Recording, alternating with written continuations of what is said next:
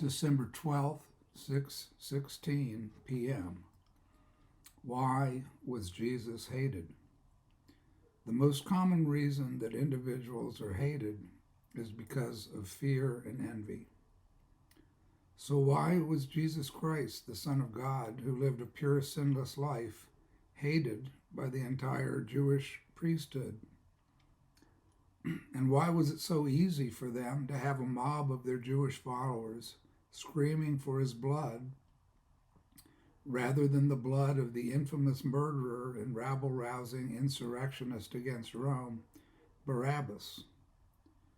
Why was there so much vitriolic hatred directed solely at a person who had done nothing more in the 3+ years of his ministry than heal the poor and sick pariahs these holy rabbis scrupulously avoided other than to extract taxes and tithes from?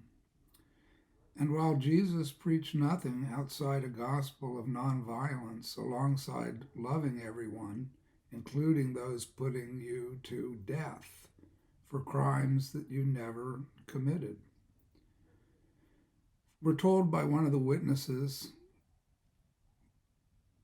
the apostle Matthew, St. Matthew, that after the Roman governor of Judea, Pontius Pilate, was forced by the mob to put Jesus to death, Pilate washed his own hands clean of Christ's blood by telling the mob it was all on their heads. To the Romans, who had their own strict moral laws, the killing of an innocent citizen, which Pilate knew Jesus was, would have been punished by death.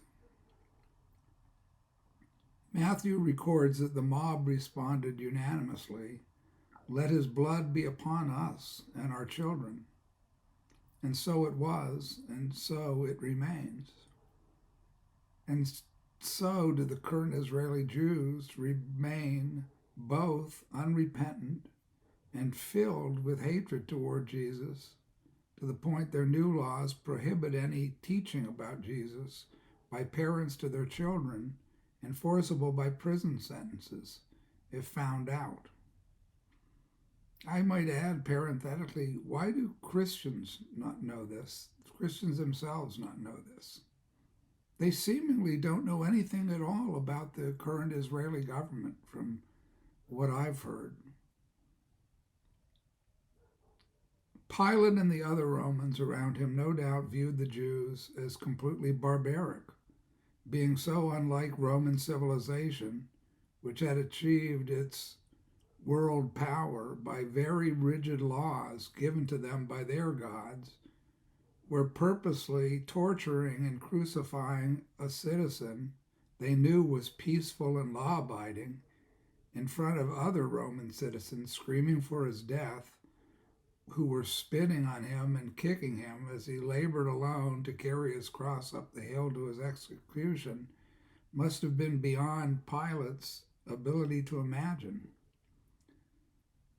Maybe this might go some way to explaining why Romans and other people of the ancient world considered the people inhabiting Judea at the time murderous barbarians. They were murderous barbarians. It doesn't take a person with even low intelligence, including children, reading the Old Testament descriptions by God of the Jewish people that they were just as barbaric as the Aztecs or the Egyptians or the Babylonians when left to their own. In the utterly absurd, to the point of delusional reasoning of these so-called scholars, anti-Semitism stems from the writers of the New Testament, like St. Matthew. No doubt Paul was also an anti-Semite, as in their bizarre thinking, he hated gays, opposed women in the priesthood, the whole list of biblical crimes that are in the Old Testament and the New Testament: fornication, group orgies, sacrificing children. All of these things are somehow forgivable, and sexual predators, whatever, happening in a Christian church, that's okay. They're forgiven. They're pat on the back and they're right back. While the people who've been abused by these predators are excommunicated and sent packing. That's just how it is. I'm speaking to reality as we all should know it. And this would also make the Jewish rabbis at the time themselves anti Semitic by the definition of these deranged, new wave, new age, Hindu Buddhist, shake your rumba, Led Zeppelin lovers, Alice Cooper, rock and rolling Christians. They're the true Christians. And the Jews of the first century are barbarians, but not the Jews of the temple, Jesus and Paul and the Old Testament prophets. The mind boggles. I'm simply trying to wrap my head around how anybody could believe such utter nonsense. The scholars are so completely ignorant themselves, they can't even see they themselves have no connection whatsoever to Christ or reality itself if they think they have license to change and pervert everything that he and his disciples said according to their own need for carnal pleasures and mass popularity, catering to the masses' need for carnal pleasures and to be popular. Matthew writes this: "Do not think that I have come to abolish the law or the prophets. I have not come to abolish them, but to fulfill them. For truly I say to you, until heaven and earth pass away, not an iota, not a dot will pass from the law until all is accomplished.